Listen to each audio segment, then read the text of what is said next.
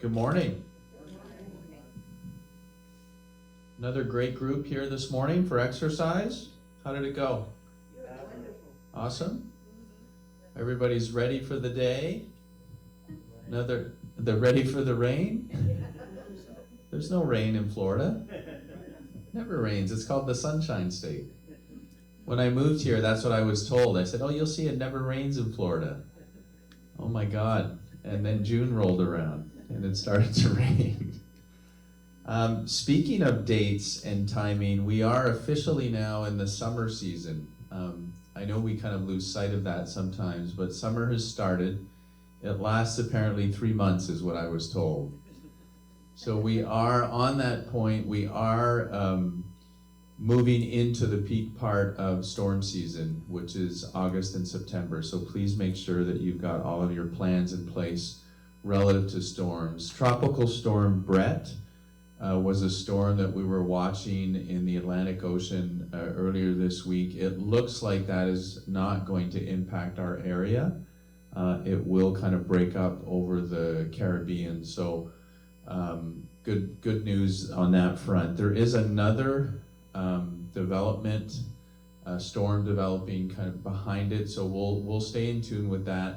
We'll update everybody, maybe if we have any other information tomorrow in our written update, for sure next week, depending on how that develops. So for now, we look like we're in a good place. Work is continuing on Building 5. We should actually see some stucco work happening hopefully today. The work there is weather dependent. So depending on how the weather progresses today, tomorrow, they will be actually working on Saturday also if the weather allows them to do so. We're really trying to move through and complete everything there. Our hope is that sometime next week they should be completely done, and then we should be seeing all the scaffolding and all the equipment removed from the campus. So that is good news. We've completed the hardwood tree trimming. Our landscaper is going to look at scheduling our palm trees very soon, so more to come on that front, but they have completed the hardwood tree trimming. Annual flowers, if they're not in some of the flower beds, are probably being removed right now.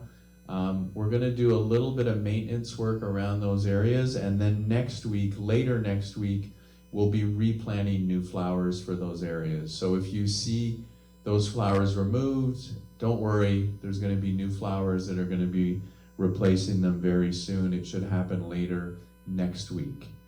So that is underway.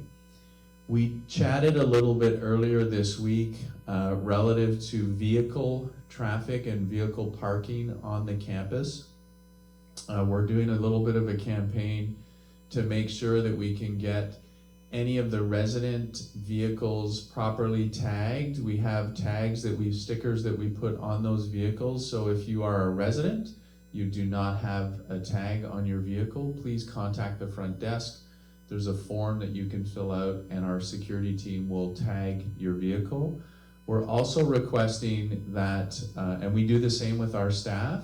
However, we're requesting if any residents have private duty caregivers that their vehicles also get tagged. So we will need those individuals to get a sheet from the concierge desk, fill it out with the information, and we will be able to tag their vehicle also. If you have multiple private duty care people that come onto our campus, please make sure that you get each and every one of them to fill out that form. So we're going to be doing a bit of a campaign on that over the next couple of weeks, so that we can be able to identify vehicles that are on our campus. And then just general comment relative to driving around the community. I know we've mentioned this in the past.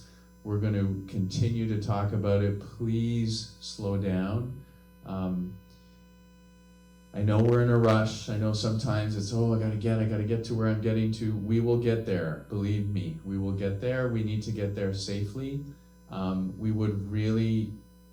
We can't stress enough how important it is to follow the signage around the community.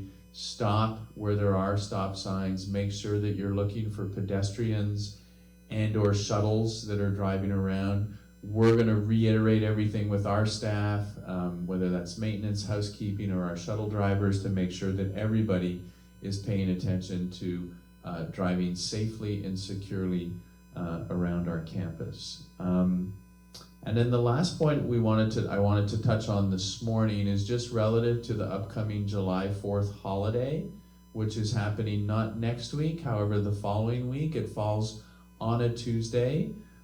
So we will be modifying our schedule of operation on that specific day, so on July 4th.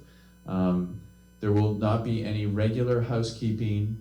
The concierge front desk will operate on Sunday hours, so they will be open from 9 a.m.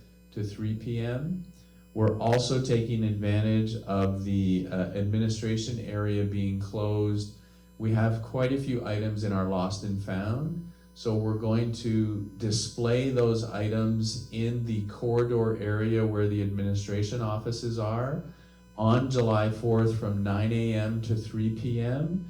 So if you want to peruse those items, or there's an item that you've lost and you have not been able to find it yet, they will be on display there. Because we have quite a large quantity of items after that day, so from 9 a.m. to 3 p.m., after that day, we will be donating the remaining items to local charitable organizations. So July 4th, Lost and Found, try to come and find your lost items on that day. And then once again on July 4th, our culinary team will be preparing a special menu that will be for that event. And then the hours of operation, there will be one meal. The hours of operation will be from 11 a.m. to 2 p.m. on July 4th. So not the regular continental breakfast with the regular lunch and dinner. There'll be one meal service on July 4th, and it will be from 11 a.m. to 2 p.m. We'll continue to remind residents throughout next week. Thank you for tuning in this morning. Thank you for those that are here in attendance. Have a fantastic day, and stay tuned for our weekly update tomorrow on Friday. Take care.